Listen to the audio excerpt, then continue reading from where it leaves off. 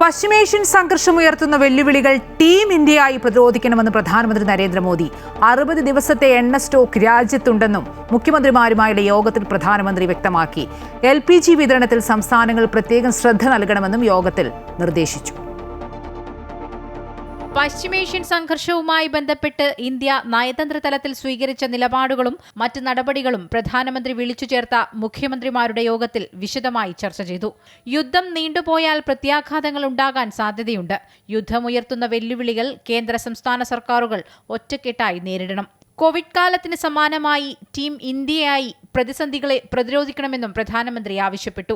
60 ദിവസത്തെ എണ്ണ stock രാജ്യത്തുണ്ടെന്നും LPG ഉൽപാദനം 40% വർദ്ധിപ്പിച്ചതായും പ്രധാനമന്ത്രി അറിയിച്ചു. നിലവിൽ 50 ലക്ഷത്തിലധികം സിലിണ്ടറുകൾ ദിവസേന വിതരണം ചെയ്യുന്നുണ്ട്. കൂടുതൽ കപ്പലുകൾ ഹോർമൂസ് കടലിടുക്ക് വഴി ഇന്ത്യൻ തീരത്തെത്തും. ഇന്ധന വിതരണം തടസ്സമില്ലാതെ നിലനിർത്താനുള്ള നടപടികൾ യോഗത്തിൽ ചർച്ച ചെയ്തു. LPG വിതരണം ഉറപ്പാക്കുന്നതിന് എല്ലാ സംസ്ഥാന സർക്കാരുകളോടും പ്രത്യേക ക്രമീകരണങ്ങൾ ഏർപ്പെടുത്താൻ യോഗത്തിൽ നിർദ്ദേശിച്ചു.